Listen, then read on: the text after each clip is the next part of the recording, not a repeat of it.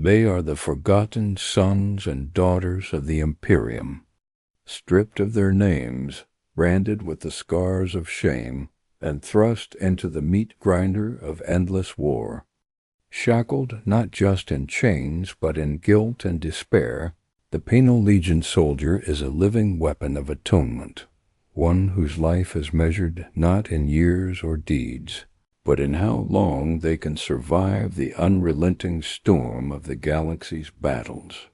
For them, every breath is borrowed, every heartbeat stolen from the executioner's axe.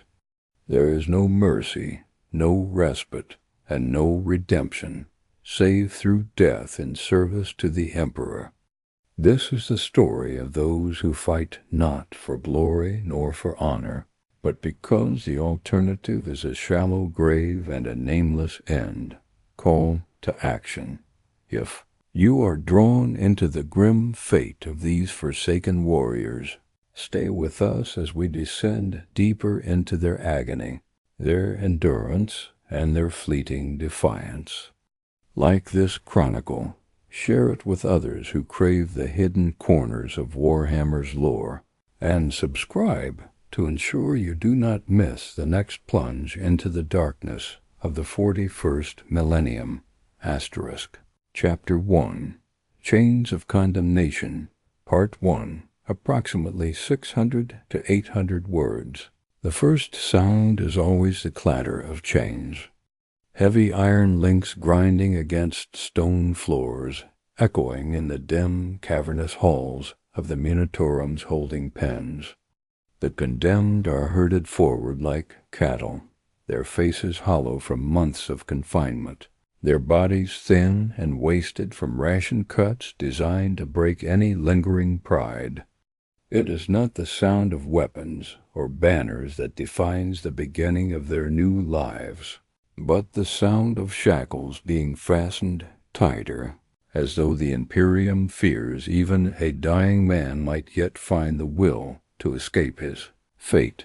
The Penal Legion is not a place of choice. No soldier enlists to fight within its ranks. One is conscripted through failure, through crime, or through treachery real or imagined. Petty theft, desertion, blasphemy, and even an unwise word against the Emperor's servants can be enough to warrant branding. Trials are swift, often no more than a commissar's blare or a magistrate's data slate sentence, signed without a glance at the accused. In a galaxy where millions die every day, the worth of an individual life is less than a grain of sand on a desert world dot, and yet that life is not discarded. It is recycled, reshaped, weaponized. Each prisoner is stripped of identity, their names replaced by numbers burned into their flesh with a cauterizing brand. The screams that follow are muffled quickly, drowned out by the barked orders of overseers and the clicks of auto quills recording the sentence. The brand is not only a mark of shame, it is a reminder to every legionnaire that they no longer belong to themselves. Their bodies, their labor, their blood, all are now property of the Imperium. Those who resist are dealt with swiftly. The hiss of a bolt pistol discharge, the thunderclap of a headless body collapsing to the floor, the silence that follows these moments are carefully engineered. The executions are not merely punishment. They are theater. The commissars who oversee the conversion of criminals into soldiers understand the psychology of despair. When one man dies, 10 others march faster, each praying that compliance might spare them, if only for a day. The transformation is brutal and methodical. Chains are fastened with shock locks that jolt with every misstep. Explosive collars are clasped around necks, vox beacons inside them whispering the ever-present threat of detonation should the soldier falter, disobey, or retreat. Each detonation is an execution and a warning, painting the air with gore and the stench of burning flesh. This is how loyalty is forged, not through trust or pride, but through fear. Uniforms are tattered things, scavenged from the dead and stinking of sweat, smoke, and old blood. Helmets rarely fit. Boots are mismatched, some worn to near ruin.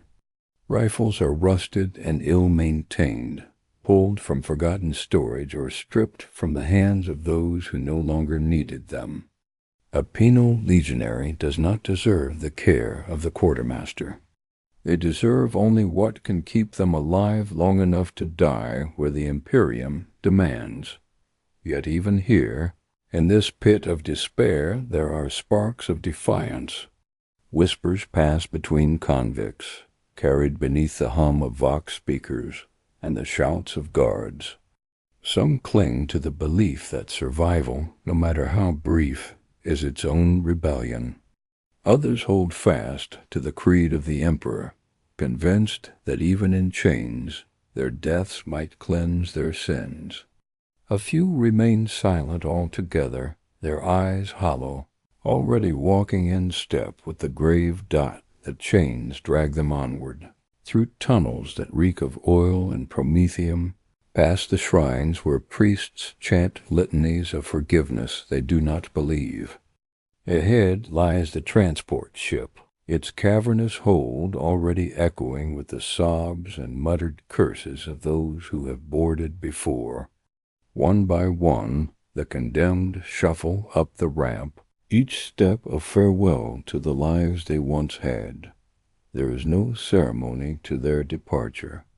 No banners raised, no hymns sung, no records kept beyond a simple tally of bodies. The Penal Legion does not march with honor.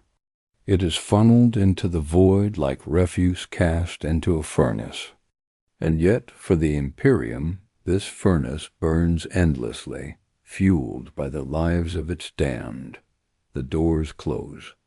The chains rattle. The lights dim as the engines thrown to life. The condemned are gone, swallowed by the machine of war, bound for a battlefield where their deaths will mean little and their lives will mean even less. And still, among them, one thought lingers in every heart. Is there, hidden beneath the cruelty, a chance, however slim, for redemption? Chapter 1. Chains of Condemnation. The transport bay stinks of oil, sweat, and fear. Hundreds of men and women sit pressed shoulder to shoulder, their chains rattling with every lurch of the vessel as it ascends into orbit. Dim lumen strips flicker above, casting shadows that stretch across scarred faces and hollow eyes. The Penal Legion is not given the dignity of individual cells or assigned bunks.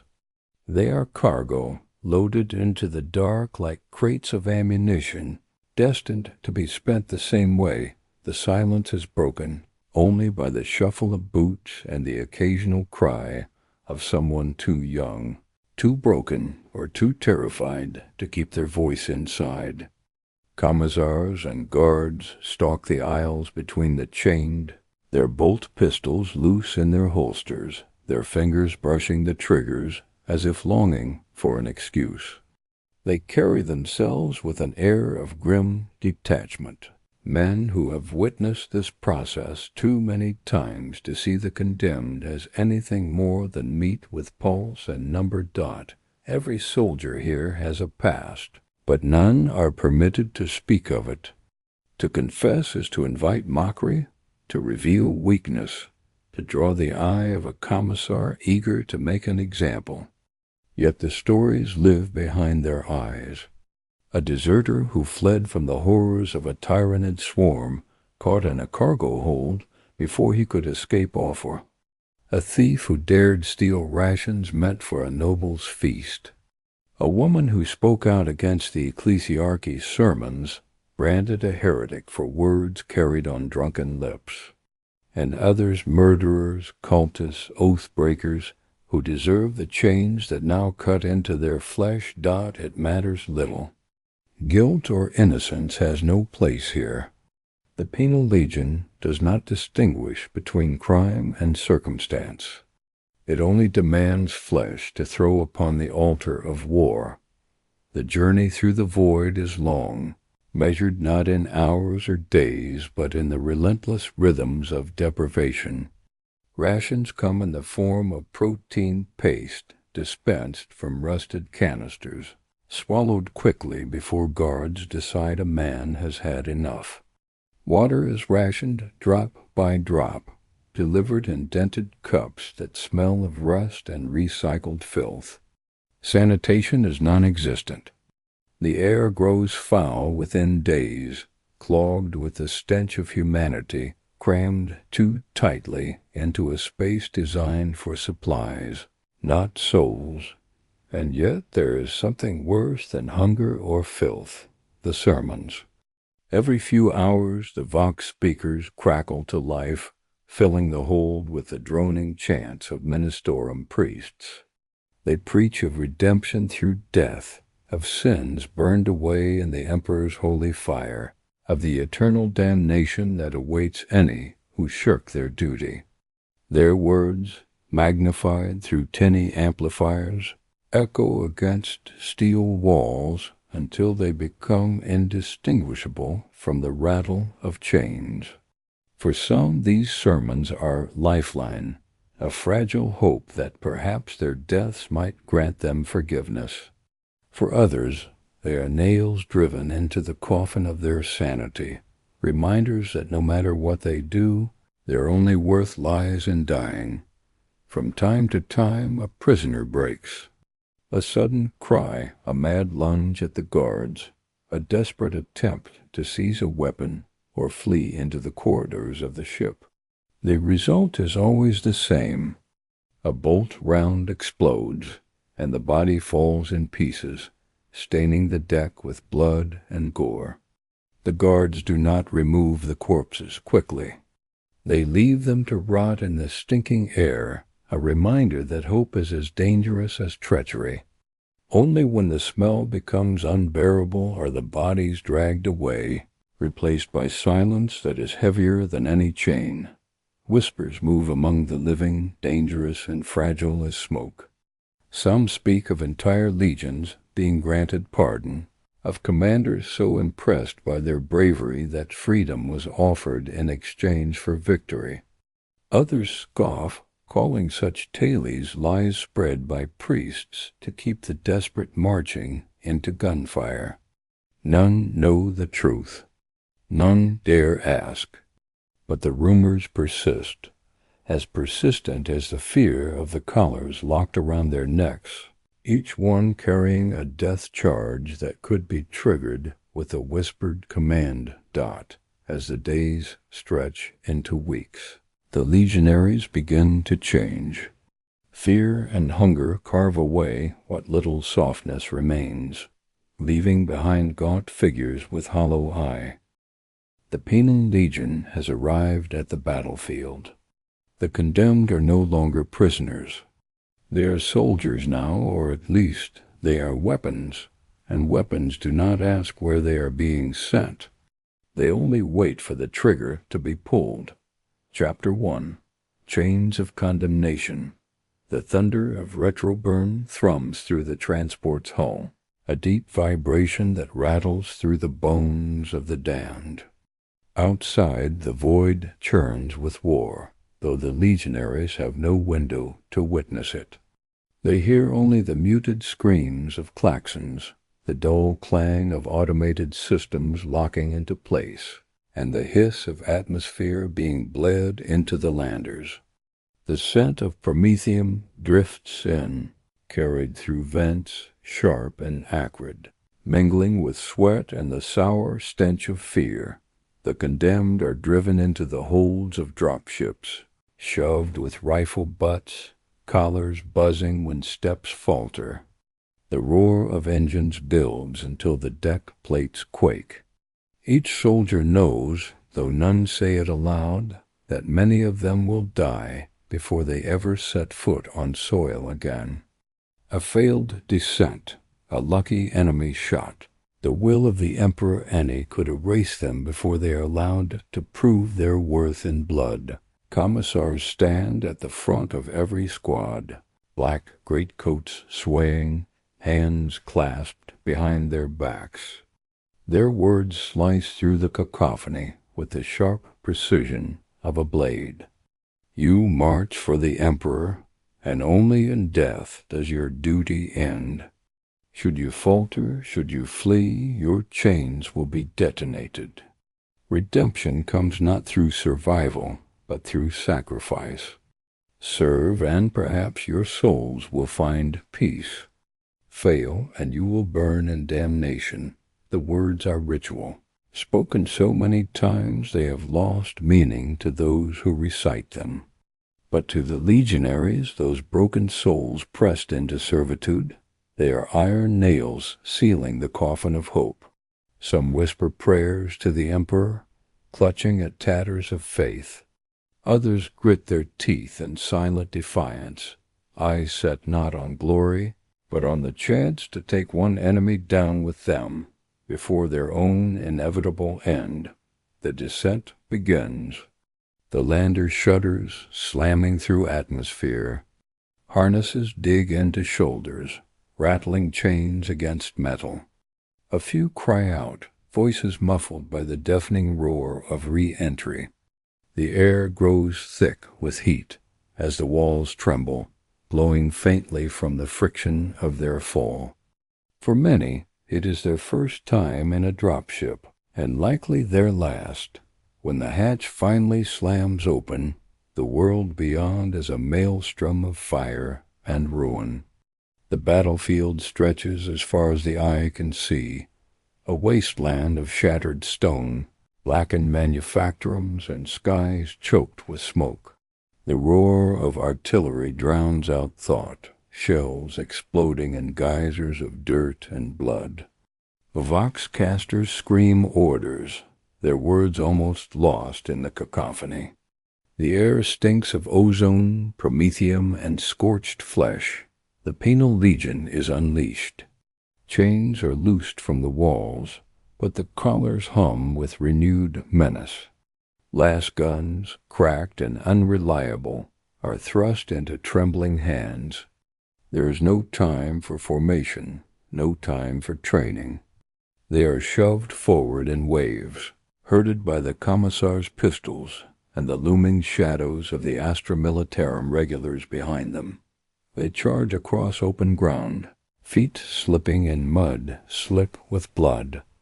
Enemy fire sighs through their ranks, cutting bodies apart, sending limbs cartwheeling through the air. Explosive collars detonate at the first sign of hesitation, showering those nearby with fragments of bone and flesh. Yet the wave surges onward, fueled not by courage but by fear, desperation, and the certainty that death is the only release they will ever know.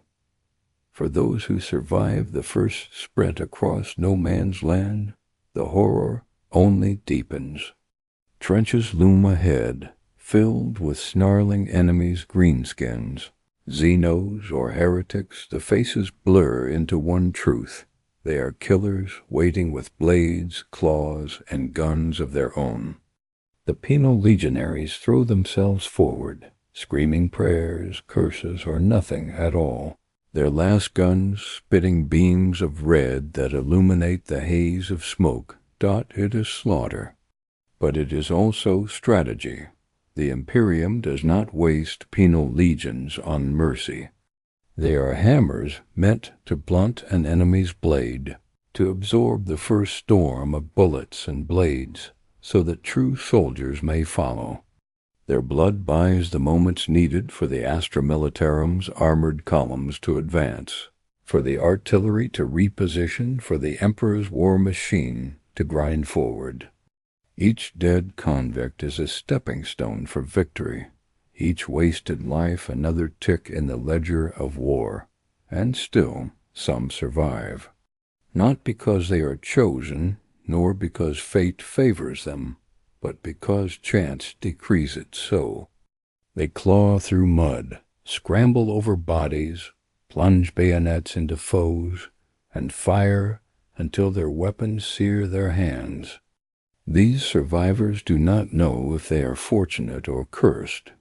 For to live is not freedom, but merely to endure until the next order, the next charge, the next inevitable death. The first battle is never the last.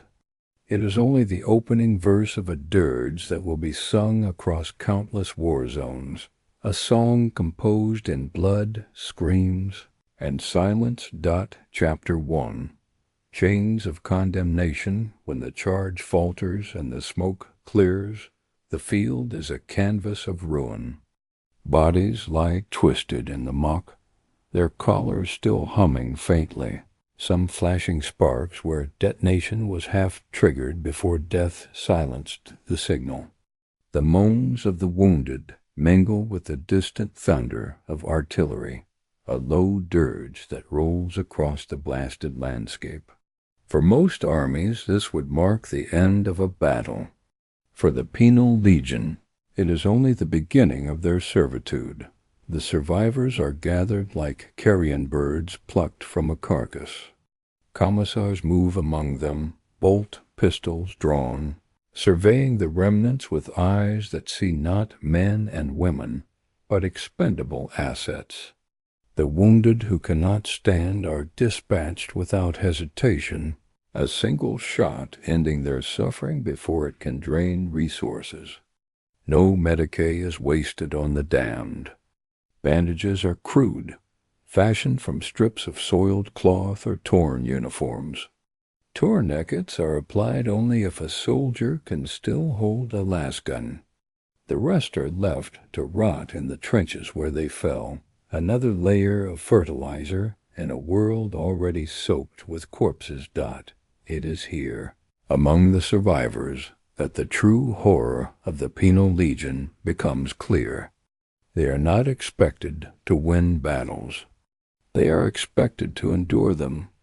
Each day they live is another day they will be thrown into the fire. Each survival a postponement of the inevitable. The colors remain, ever present, a weight that presses down with more certainty than armor. There is no promotion, no recognition, no medals or banners raised in their honor. There is only the grim satisfaction of still drawing breath when so many have not. Whispers circulate through the ranks at night when the bombardments quiet and the stars pierce through the ash-choked skies. Some speak of redemption, of rare cases where entire legions were pardoned after victories too costly to ignore. Others call these stories lies, designed to keep the desperate from turning their weapons on their overseers. The reality is harsher. Redemption is a word rarely uttered outside the lips of priests, and those who hope for it often die with that hope unanswered. And yet, within the mire, something stirs. Bonds form among the condemned, not out of loyalty to the Imperium, but from the shared weight of their chains. Men and women who would once have slit each other's throats for a handful of ration, bars now lean against one another in exhaustion, share what scraps they have, and watch each other's backs when the enemy surges through the dark. These are not friendships in the traditional sense.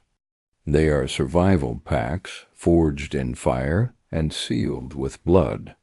In the Penal Legion, betrayal means more than dishonor, it means swift execution.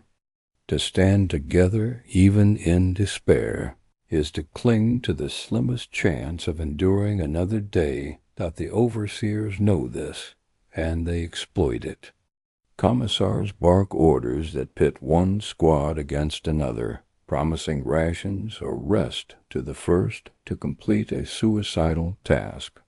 Those who falter see their entire unit punished, collars detonated in unison, their screams tearing through the night as a warning to the others.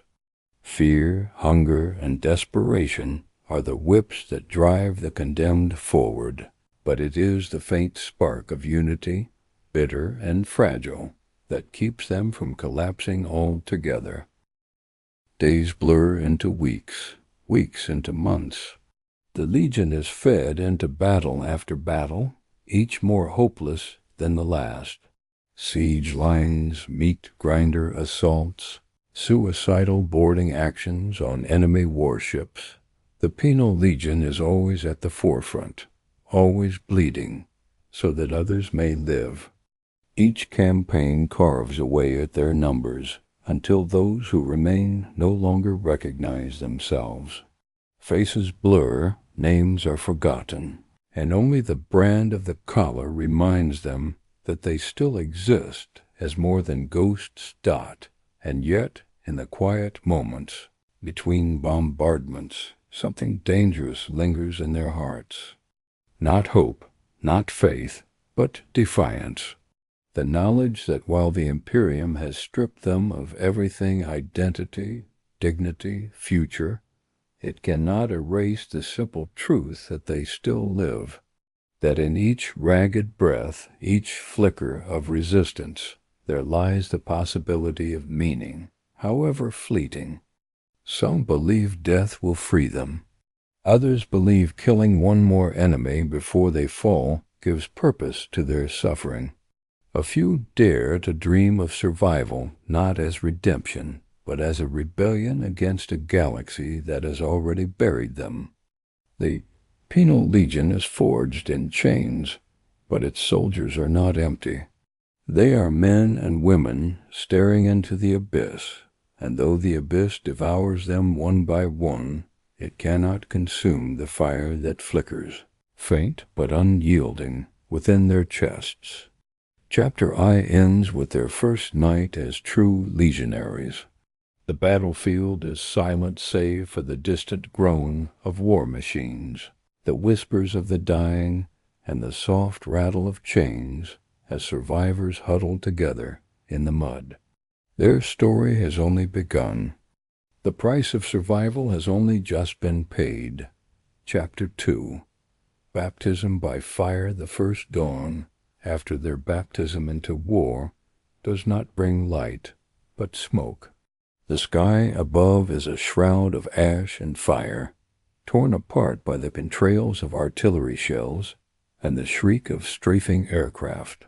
For the Penal Legion, there is no reprieve between battles, no days of rest to gather strength. The night of blood has scarcely ended when the horns sound once more, calling them from shallow trenches and muddy pits where they had collapsed in exhaustion. The commissars do not speak gently, nor do they offer words of encouragement. Their voices crack like whips. Each command a bark that tears through the fog. On your feet, scum. The Emperor demands more blood. You will not deny him. Those who hesitate are beaten with rifle butts or dragged upright by fellow prisoners, who know that a single laggard can bring execution upon them all. The second charge is worse than the first, for now the condemned understand what awaits them. Fear coils in their guts like a serpent, squeezing tighter with every heartbeat. They know the screams of the dying, the stench of ruptured bodies, the deafening roar of guns. They have felt the mud swallow their boots, tasted the grit of ash between their teeth, and watched their comrades reduced to pieces in an instant. There is no ignorance left to shield them, only dread sharpened into certainty. The Legion is marched toward the front in ragged columns, their collars humming as overseers trigger them in bursts, a cruel reminder of obedience. Every explosion tears through the fog of despair, scattering blood and fragments across the ranks. The message is clear. It is not the enemy they must fear most, but their own masters. Ahead the battlefield looms like a nightmare reborn. Trenches, carved into the earth, are flooded with stagnant water, and corpses bloated from days of rot. Razor wire glistens with frost and blood alike, its twisted coils reaching out like claws to ensnare the unwary. Beyond, the silhouettes of enemy fortifications rise, jagged and unyielding, their gun barrels glowing with the heat of endless fire. The charge begins not with courage, but with the sharp crack of detonations at the rear. The collars of those who falter ignite, painting the dawn in brief flares of crimson and smoke. Panic drives the rest forward, boots splashing through mud, last guns held tight, though few have ammunition enough to last the sprint. They run not to kill, but to escape the certainty of death behind them. The enemy greets them with fire. Heavy bolter rounds tear through bodies, scattering limbs into the muck. Mortar fall in screaming arcs, bursting among the ranks and shredding flesh into rags. The air itself becomes a storm of steel and flame, a crucible into which the condemned are poured. Yet still they run, driven by the twin engines of fear and desperation, crashing into the defenses like waves against rock. The first to reach the razor wire throw themselves upon it, their bodies serving as bridges for those behind. Screams fill the air as jagged steel tears through flesh. But the legionaries press on, climbing over the dying as though they were planks in a causeway. Blood slicks the wire, the mud, their hands and faces until the entire field becomes one grotesque altar. When at last they reach the enemy trenches, the slaughter becomes intimate. Bayonets stab, las guns fire at point-blank range, knives flash in the smoke. The penal legionaries fight with a fury born not of training, but of raw survival. They bite, claw, and bludgeon, using rocks and rifle stocks when ammunition runs dry. Their opponents are trained soldiers, disciplined and armored, yet they falter before the sheer desperation of men and women who know they have nothing to lose. The commissars watch from behind, their pistols raised, executing any who falter but allowing the survivors to carve their way forward. For every 10 who fall, 1 manages to kill, and for every 100 who die, a handful survive to plant their boots in conquered ground.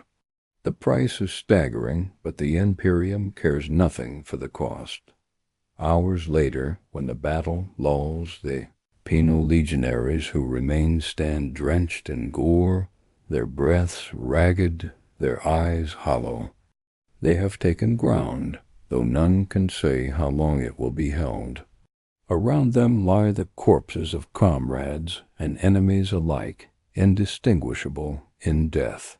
The collars hum, reminding them that they are still prisoners, still tools, still bound, to masters who see them as nothing more than expendable shells. And yet in their hearts something shifts. For those who survive a charge, however brief, there comes a realization they are not powerless. They may be condemned, enslaved, and forced to die for a cause not their own, but in the chaos of battle, they hold within them the power to choose how they fall, to die screaming prayers to the emperor or curses to his servants, to go quietly into the mud, or to drag an enemy with them into the abyss. That is not freedom, but it is something. Chapter 2. Baptism by fire. The field after the assault is a place where silence itself seems wounded. Smoke drifts like torn veils across the craters, carrying with it the stench of promethium, charred flesh, and the sickly sweet odor of decay. Penal legionaries stagger through the ruins, some dragging shattered limbs, others clutching weapons so broken they are little more than clubs. The commissars move among them with expressionless faces, their pistols raised as if to remind the survivors that their reprieve from death is temporary, conditional, and easily revoked. The wounded are not tended with care. Instead, they are tried with cruelty. Those who can walk are ordered to return to the line. Those who cannot are left behind. A few are dragged back by fellow legionaries, but more often than not, the weak are abandoned, their pleas drowned beneath the tramp of boots. The Imperium has no room for compassion here. Mercy is weakness, and weakness is exterminated. The Penal Legion survives not through kindness, but through the ruthless acceptance of cruelty as necessity. Night falls, though the battlefield never truly darkens. Artillery shells continue to scream overhead, their impacts flaring like distant stars across the horizon. The air quivers with the ceaseless hum of engines, the clatter of tanks repositioning, the mechanical drone of servitors hauling ammunition to fresh emplacements. Amid this cacophony, the penal legionaries collapse in trenches and shell holes, their bodies trembling with exhaustion. Rations are tossed to them like scraps to hounds, stale nutrient bars crusted with mold, water thick with metallic tang served in dented canisters that taste of rust and blood. Hunger gnaws at their bellies, thirst cracks their lips, but they swallow in silence. To complain is to invite punishment, and punishment is swift, merciless, and final dot. It is in these stolen hours of respite that whispers begin anew. Stories ripple through the ranks, passed from mouth to mouth, in voices too low for the commissars to hear. Some speak of penal legions that fought with such ferocity they were granted freedom pardons carved into data slates and signed with the seal of the Imperium itself. Others claim those tales are lies, illusions crafted by the ecclesiarchy to keep the desperate obedient. Still others whisper darker rumors that even in death there is no redemption, that the souls of the condemned are devoured by the warp, cursed to scream for eternity, while the Emperor's true servants rest in his light. The truth does not matter. The whispers themselves are what sustain them. Even a lie can feel like hope when all else has been stripped away. Dawn rises again in fire. The sirens wail, commissars bellow, and the survivors are thrust once more into the storm. This time they are not hurled against fortified trenches, but into the shattered husk of a manufactorum seized by the enemy. Its walls are blackened and pitted, its towers broken spires of steel and stone. Inside lurk foes entrenched in shadow, waiting with blades and guns to cut down the desperate who dare cross the threshold. The Penal Legion is driven forward in waves. They pour through shattered gates, las guns blazing, collars humming with threat. For every 10 that fall, one remains standing, and those few carve a path through the manufactorum with a relentlessness that defies reason. They take wounds that would kill ordinary soldiers and stagger on. They press forward through smoke, fire, and blood, dragging themselves across floors littered with corpses, just to sink bayonets into the next foe. Survival ceases to be about redemption. It becomes defiance, a refusal to let the galaxy snuff them out without leaving scars upon it. When the manufactorum finally falls, it is not a victory won by strategy or strength, but by attrition. The Penal Legion is reduced to a fraction of its original numbers, but the ground is theirs. The commissars mark it as success, recording numbers with mechanical precision, while the dead are left in heaps to rot. For the legionaries who live, there is no celebration, no hymns of triumph. Only the bitter taste of ashes in their mouths, and the knowledge that tomorrow they will be sent to do it all again. And still, as they huddle in the ruins that night, their collars humming softly, A strange silence settles among them. It is not peace. It is not hope. It is the grim realization that they are still alive, and that survival itself, however fleeting, however bitter, is the one victory the Imperium cannot entirely control. Chapter 2. Baptism by Fire.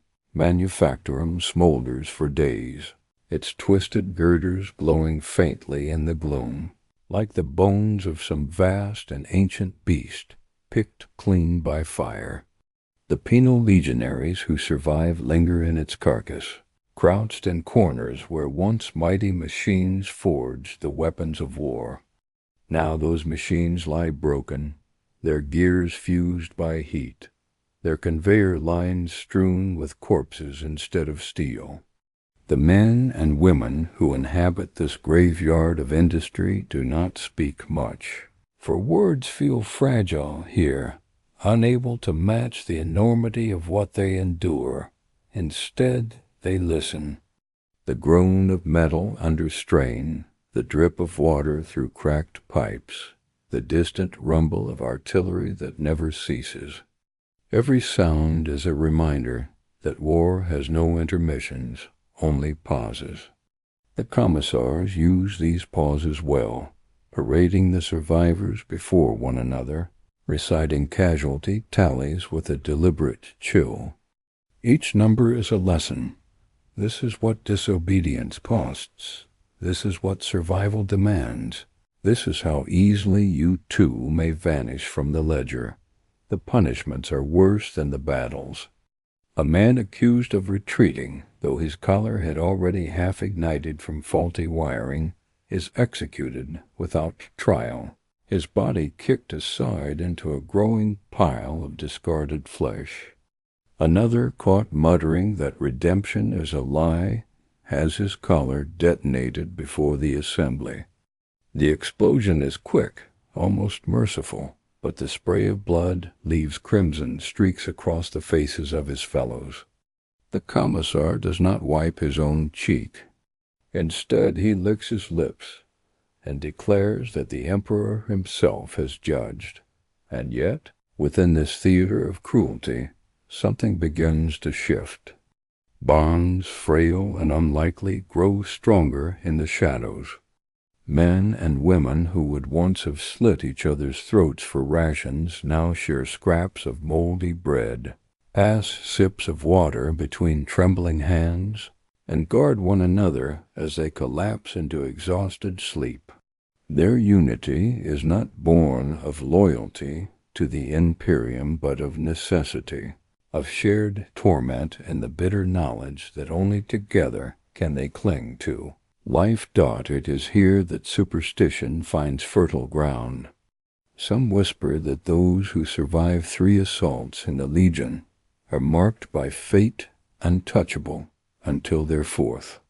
Others say the Emperor himself watches them, not with love, but with cold calculation, sparing only those whose deaths will cost the enemy most dearly. A few believe there is no emperor at all, only the collars, the commissars, and the endless demand for sacrifice. These whispers are dangerous, yet they persist, carried on tired breaths in the darkest corners of the manufactorum ruins. The next assault comes not with fanfare, but with a dull inevitability. Orders arrive on data slates carried by officers who do not look the legionaries in the eye. The mission is simple. Seize a bridge held by the enemy across a river choked with the bodies of the fallen. The legionaries are to storm it in the first wave, clearing defenses through sheer attrition, while the regular Astra Militarum regiments follow to secure what remains. None mistake this for strategy. It is extermination dressed as duty.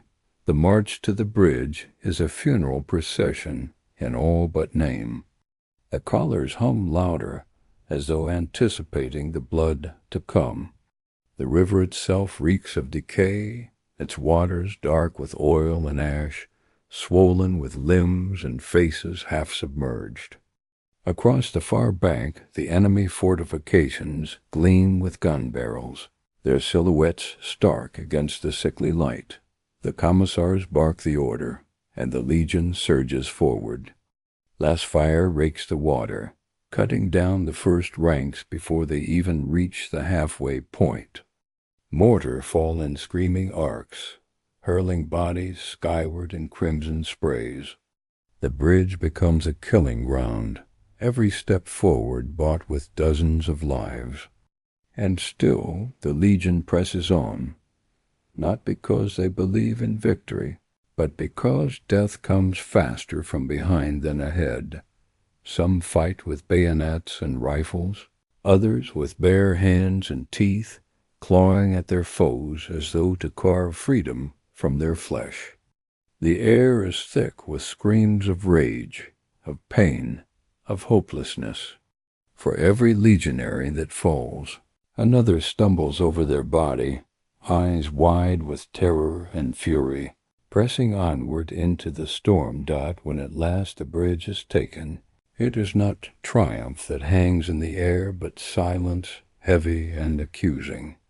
The ground is slick with blood, the water beneath choked with corpses, the air filled with the stench of burning flesh. Of the hundreds who began the charge, only a few dozen remain standing, their faces hollow, their eyes empty of anything but exhaustion.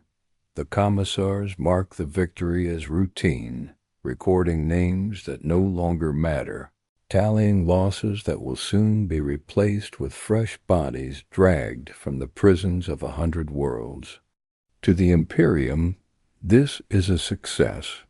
To the survivors, it is a sentence renewed. As they collapse on the far bank, trembling and broken, one truth echoes in every heart.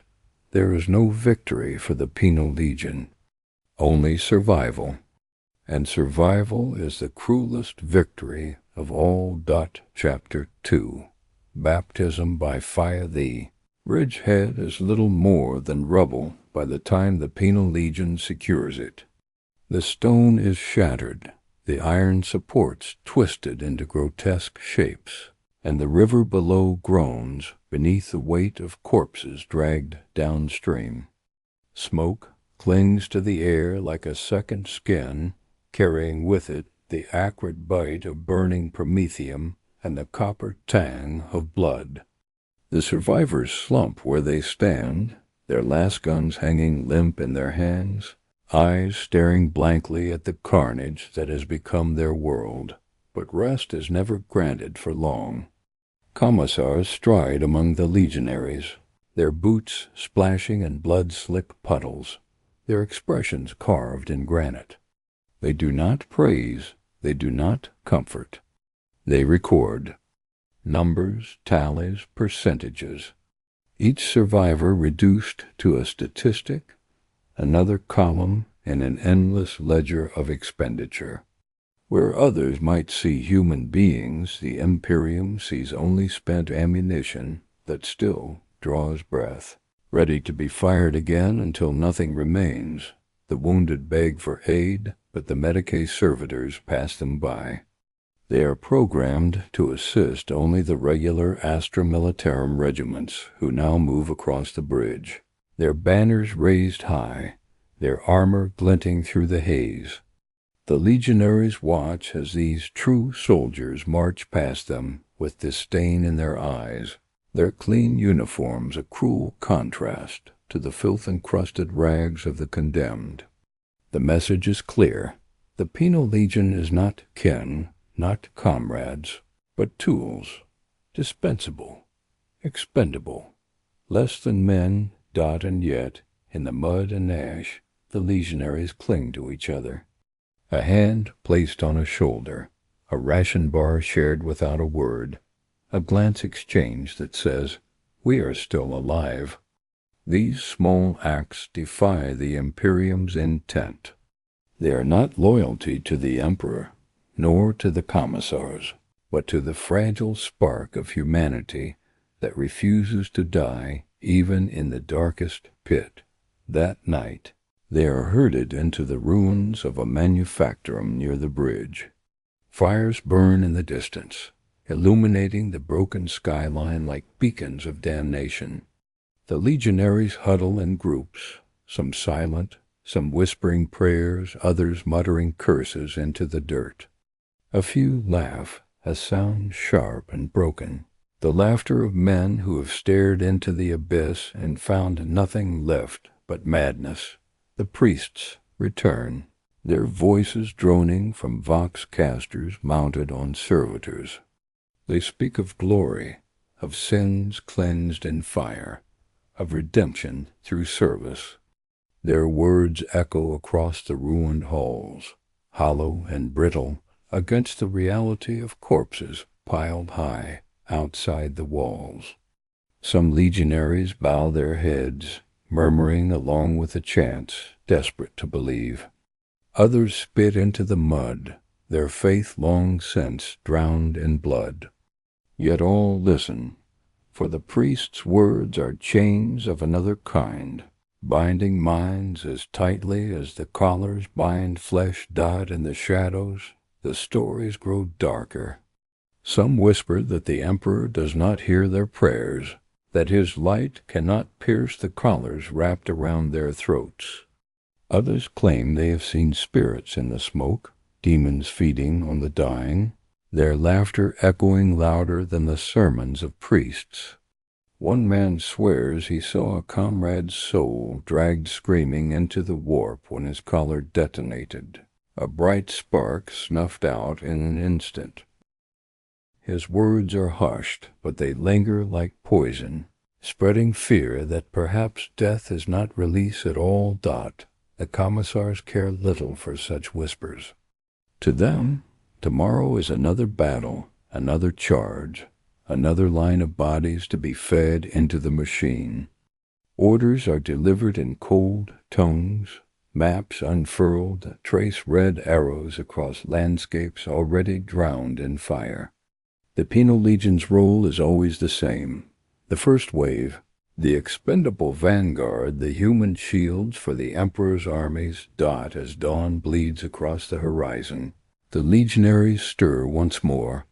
Their bodies ache, their wounds fester, their rations dwindle, but they rise. Chains clatter, collars hum, rifles are clutched with trembling hands. They rise not out of loyalty, nor even out of obedience, but because to remain behind is death, and to move forward is only the promise of a slower one. They march toward the next slaughter, their shadows long in the morning light. Each step is heavy with despair, yet within it lies a flicker of something harder than hope, something sharper than faith, defiance. The galaxy may demand their lives, the Imperium may strip them of dignity, and the enemy may grind them into dust, but so long as they draw breath, so long as their chains rattle and their collars hum, they will not go quietly into the abyss.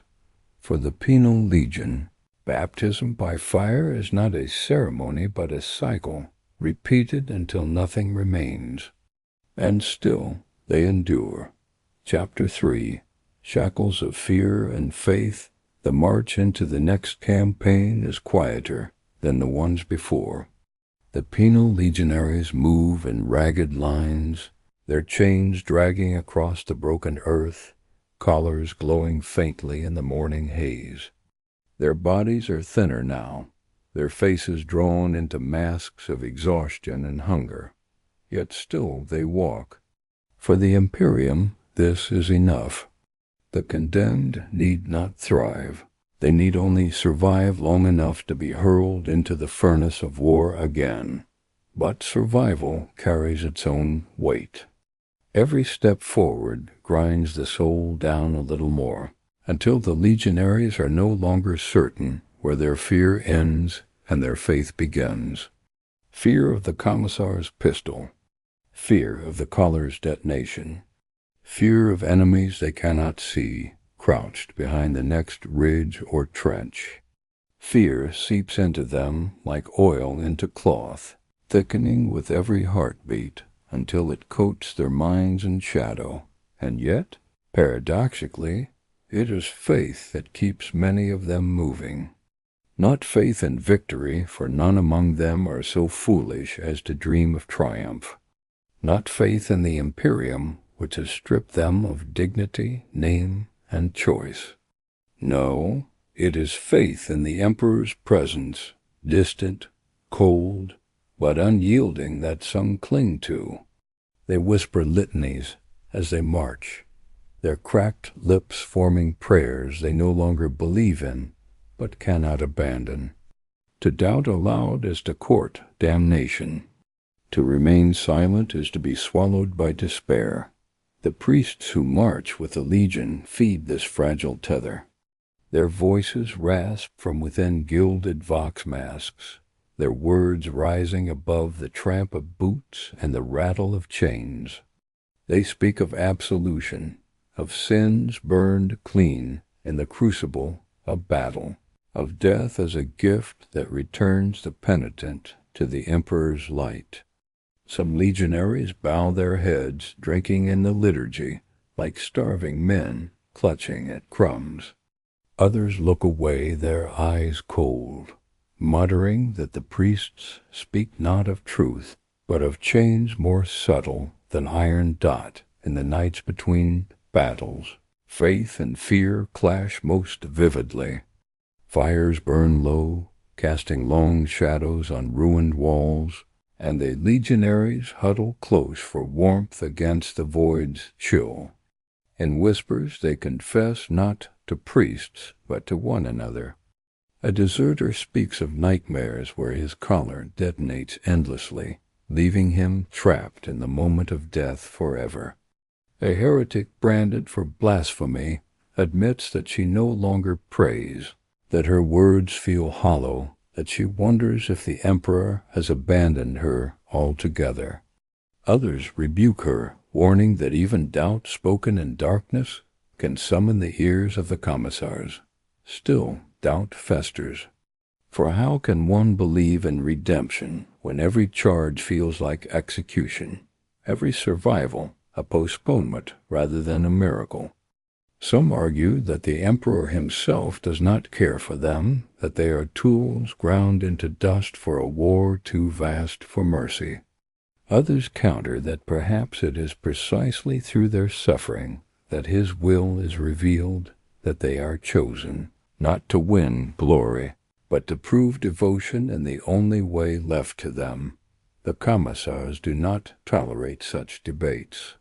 When whispers grow too loud, collars detonate in the night, painting the runes with gore and silencing dissent with fire. The message is always clear.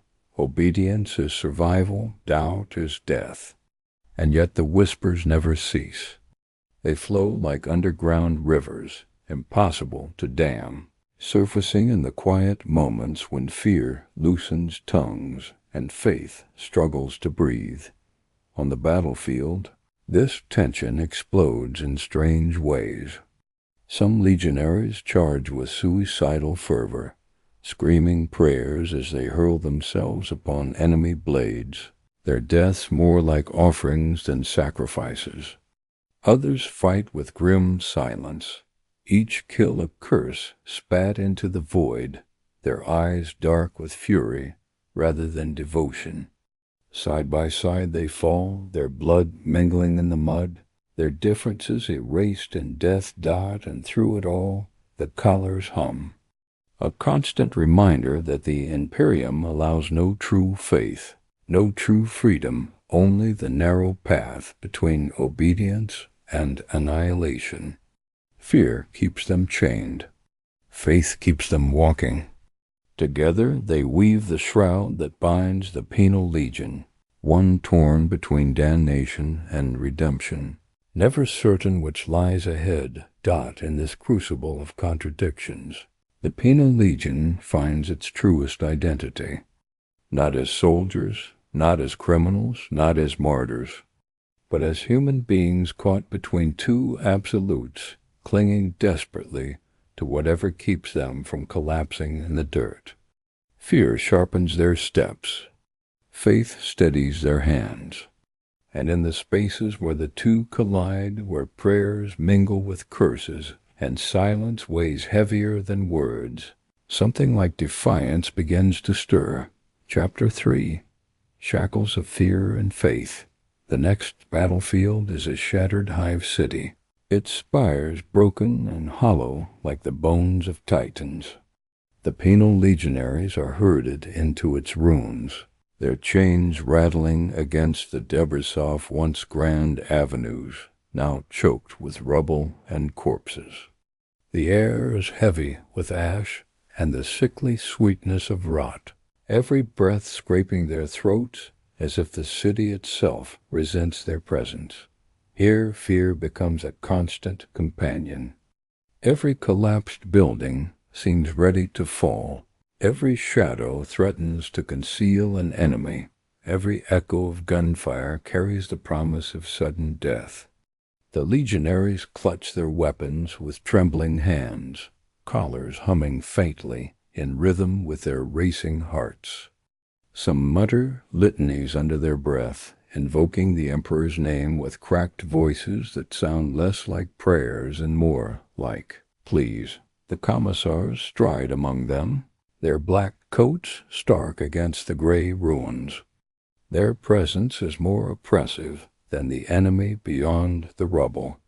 They watch with cold eyes, fingers resting on their bolt pistols, waiting for hesitation, for weakness, for anything that might justify another execution.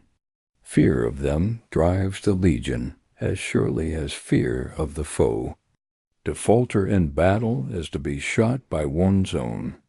To stand and fight is only to delay that same death by another day dot in the hive's ruins. The Penal Legion finds no respite from faith's grip either. Priests set up makeshift altars in crumbling plazas, draping bloody banners over statues of broken saints. They preach with fervor, their voices rising above the drone of battle, declaring that every death here sanctifies the ground with holy blood. Legionaries are marched past these sermons, forced to bow their heads as if in reverence. Some do so willingly, eyes glistening with tears, as they whisper along with the chants. Others stare blankly, their lips unmoving, convinced that no words can cleanse them of the brand burned into their flesh. At night, the hive becomes a labyrinth of whispers, around guttering fires or in the black hollows of ruined hab-blocks.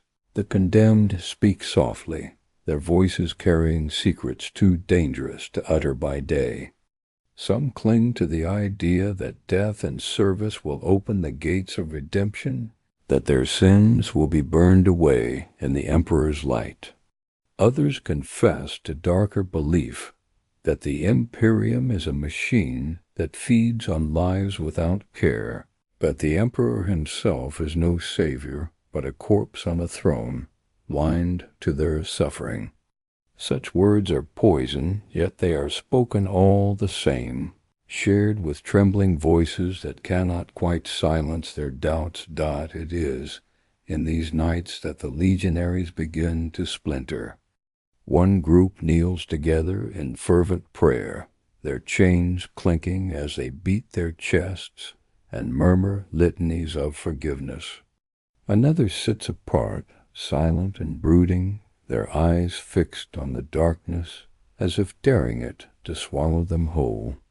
Between them lie the uncertain, those who drift from one group to the other, pulled by fear toward faith, pulled by doubt toward despair. The commissars sense this division and exploit it.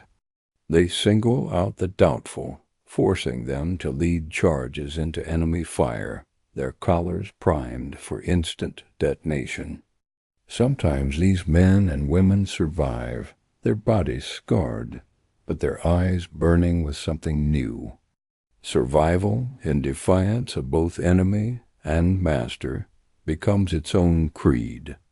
A few even rise as quiet leaders among their fellows, symbols of endurance rather than faith. But most perish, their death's brutal lessons carved into the minds of those who remain. The battles in the hive city blur together. Streets are taken and lost, trenches dug into avenues once walked by millions, manufacturing floors turned into killing fields. Fear stalks every step, and faith is twisted into both weapon and leash.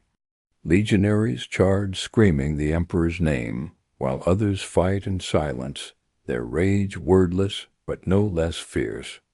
Both fall the same, their blood soaking into stone that will never remember them by the campaign's second week. The survivors begin to notice something strange within themselves.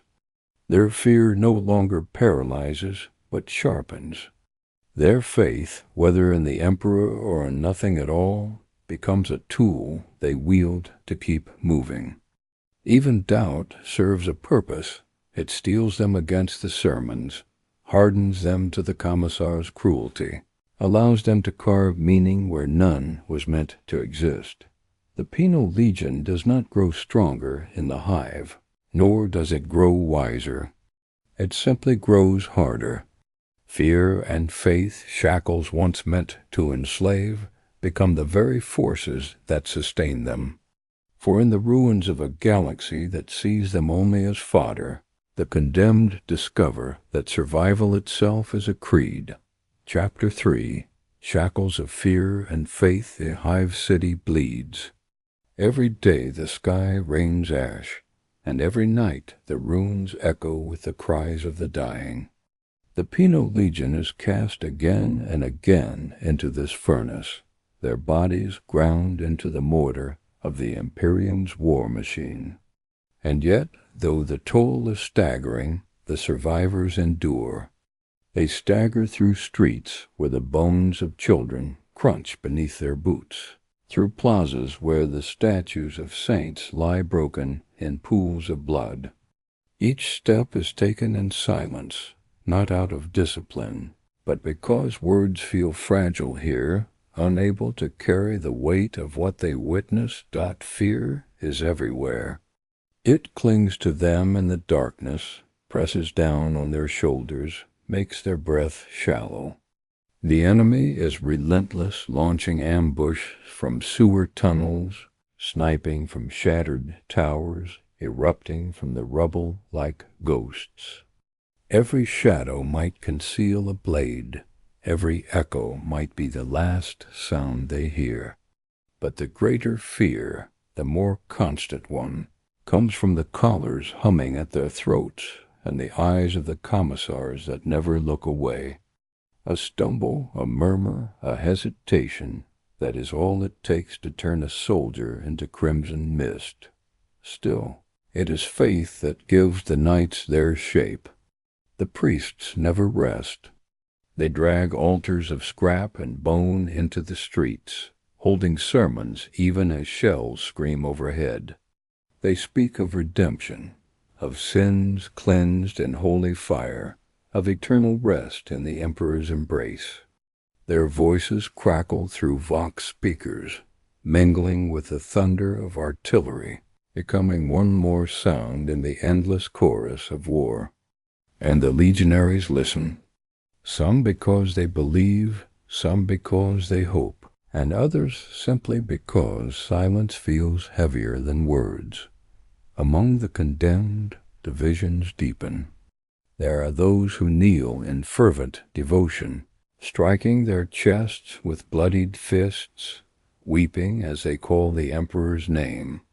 There are those who snarl in defiance, spitting into the dirt, declaring that no God could demand such suffering. And there are those who linger in between, drifting between prayer and silence, never certain where to place their souls. The Penal Legion is less an army and more a congregation of fractured beliefs, bound together by chains, but divided by the weight of faith. One night, as the Legion huddles in the ruins of a collapsed hamlock, a man branded for desertion begins to laugh. It is not the laugh of joy or madness alone, but something darker, a hollow sound that cuts through the murmurs of prayer. He speaks of the emperor as a corpse, a silent husk that demands blood but gives nothing in return. He claims that their colors are their true gods, that only the detonation command determines who lives or dies. His words spread like sparks, igniting murmurs of agreement and gasps of outrage. Some whisper that he is right. Others cry blasphemy, demanding his death. The commissar resolves the argument with a bolt round to the deserter's skull. The laughter ends in a spray of gore that spatters the legionaries nearest him.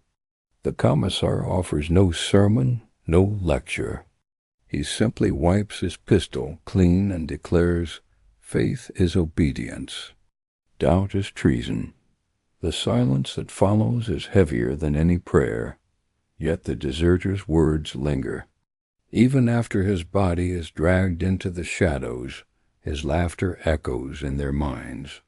Some try to bury it beneath chants and litanies, their voices rising louder than before. Others fall quieter, their eyes hollow, their lips sealed. Faith and fear entwine tighter, each feeding the other, until the legionaries themselves cannot always tell which one drives their hands to steady their lasguns in battle. The next assault comes at dawn, when the sky is pale with ash and the manufactorum chimneys burn with unnatural light. The Penal Legion charges again, less fire blazing, collars humming. Some scream hymns as they run, others curse, but all surge forward into the teeth of the enemy. Fear drives their legs. Faith drives their voices.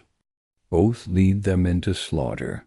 When the day ends, the streets are clogged with corpses once more. The commissars mark the survivors, their data slates tallying lives as if they were coins spent on the altar of war. The priests sing of holy victory, their voices echoing hollowly across the ruins. And the legionaries, what remains of them, collapse into the shadows, clutching at their chains, whispering prayers, or nothing at all. Fear and faith bind them as surely as steel. Shackles of the body, shackles of the soul. And in that crucible of despair the Penal Legion endures, not because they believe, not because they hope, but because they have no other choice. Chapter 3. Shackles of fear and faith. The Hive City's nights are long, drawn out by fire and shadow. The Penal Legionaries huddle in shattered hab blocks, or beneath the skeletons of collapsed manufactorums, their bodies wrapped in rags, their chains clinking softly whenever one shifts in restless sleep. Around them the city moans. Pipes burst in the walls, spewing steam like dying breaths. Rubble shifts with distant detonations. The groan of steel is constant, as though the ruins themselves resist the burden of existence. In these hours, fear whispers the loudest. Men wake gasping, clutching at collars that have not yet detonated, but seem to hum louder with every dream. Some see faces in the dark, the eyes of those they left behind on battlefields where survival demanded cruelty. Others dream of the emperor not as a savior, but as a blazing sun that sears away their flesh, leaving only ash where their faith once clung. They do not speak these visions aloud, for to share them is to risk a commissar's ear. Instead, they bury their terror behind silence, letting the fear gnaw unseen. But faith, too, has its claws. Priests stalk the ruins with their altars of scrap and bone, their litanies rising above the sound of bombardment. They demand the legionaries kneel, demand they repeat the words of absolution.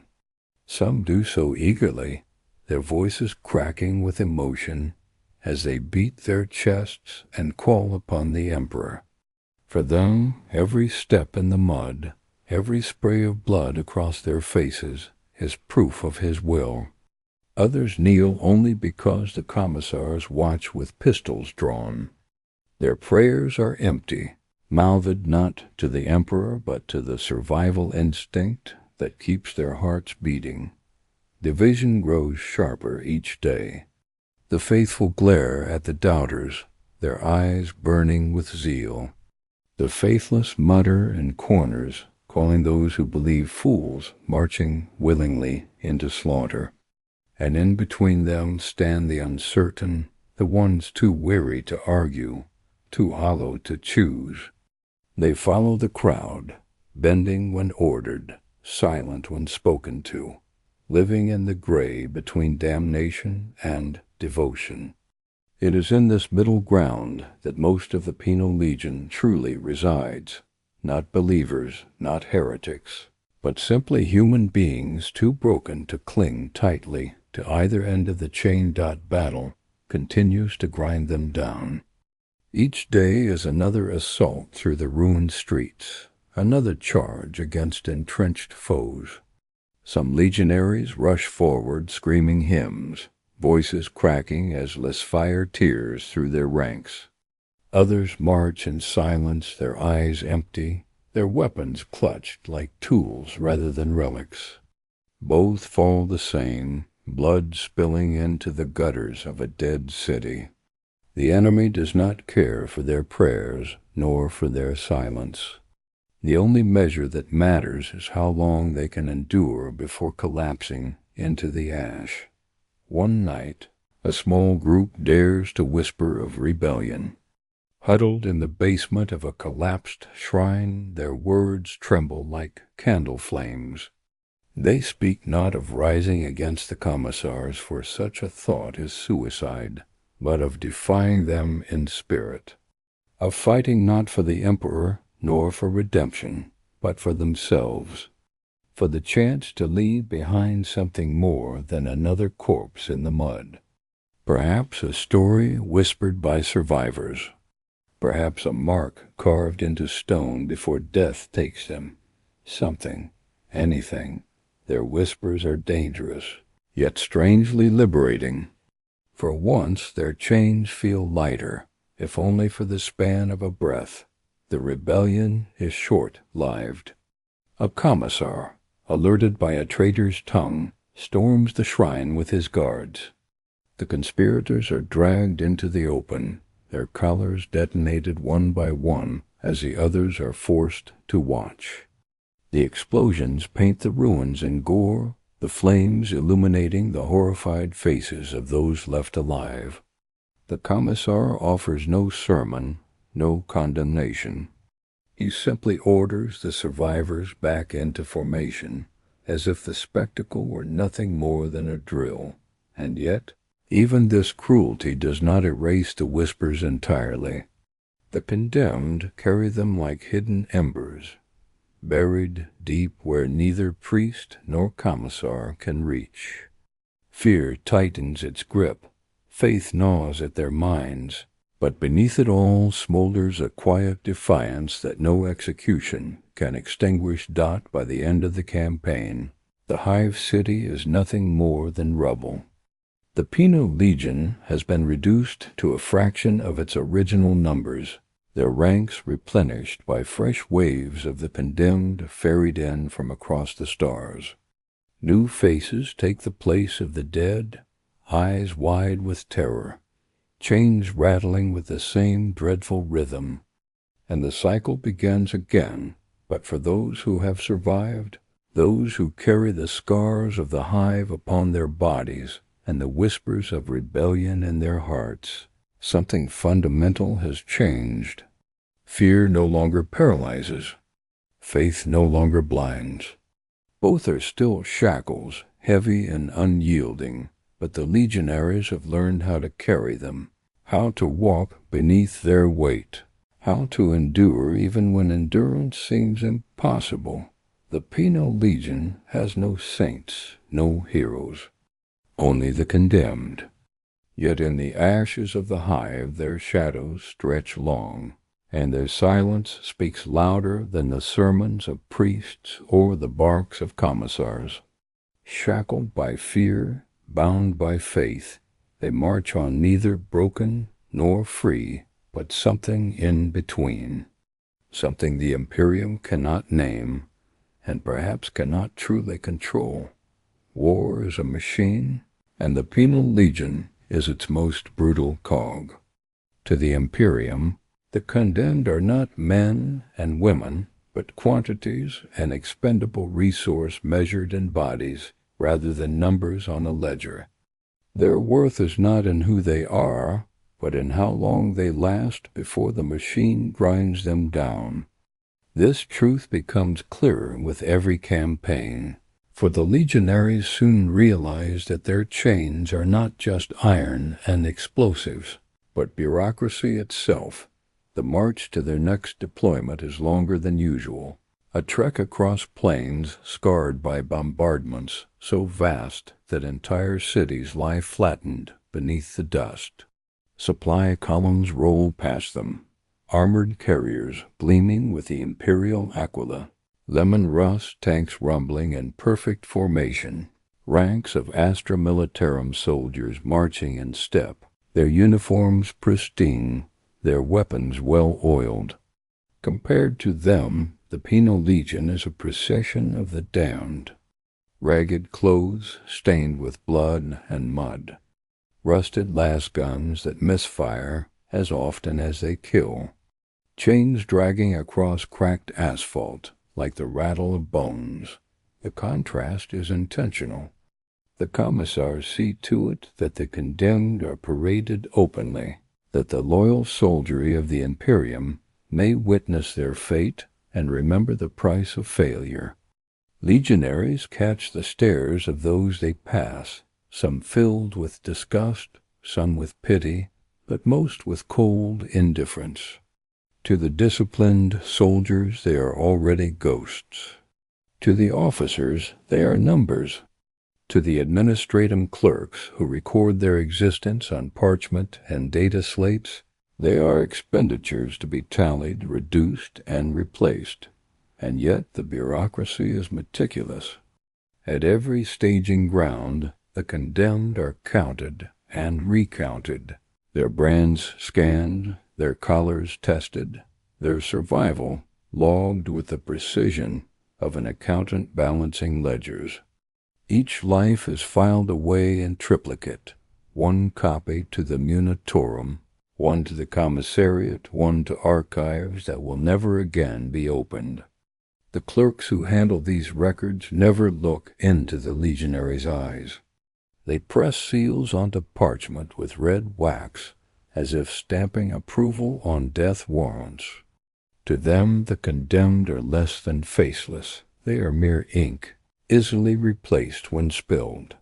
The machinery of expendability extends beyond numbers.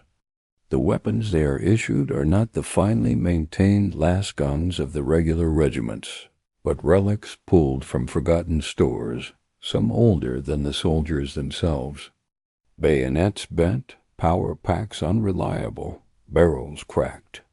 Ammunition is rationed with deliberate cruelty, never enough to fight effectively, always enough to make retreat impossible.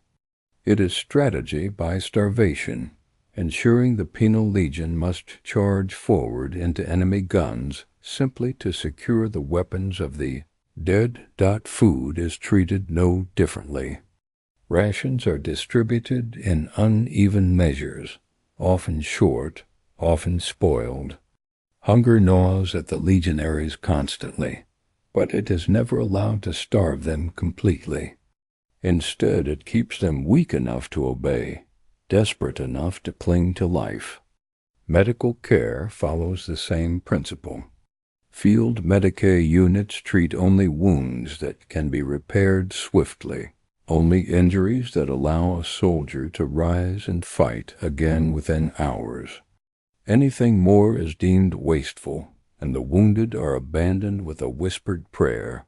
or simply left to bleed into the mud. Everywhere the legionaries look, they see the cold logic of expendability. Even the priests who march with them are part of the machine, their sermons crafted not for salvation, but to keep bodies moving forward. They preach of the Emperor's will, of sins cleansed through death, of eternal rest awaiting the faithful. But their litanies are tools, carefully chosen to keep despair from overwhelming obedience. The legionaries know this. Some listen still, clinging to words that taste of hope. Others grit their teeth, hearing only chains and the rhythm of prayer. It is in these long marshes, beneath the weight of bureaucracy and the shadow of expendability, that the legionaries begin to understand their place in the Imperium. They are not soldiers, not citizens, not even sinners seeking redemption. They are a currency, spent freely, replaced endlessly, valued only for the fleeting moment when their deaths might purchase victory. And yet within that truth lies a grim power. For if the Imperium sees them only as numbers, then perhaps numbers cannot be judged. Perhaps names burned from flesh cannot be remembered, nor sins recorded on data slates truly matter. Perhaps in the eyes of the machine, the condemned are already free, because nothing more can be taken from them. It is a dangerous thought, one few dare to voice aloud. But in the silence of the marshes, as chains rattle and collars hum, it begins to spread like an infection, whispering beneath the clamor of sermons and the bark of commissars. The machine grinds on, but within its cogs the condemned begin to recognize themselves, not as tools, but as sparks. Small, fragile, fleeting, yet sparks all the same.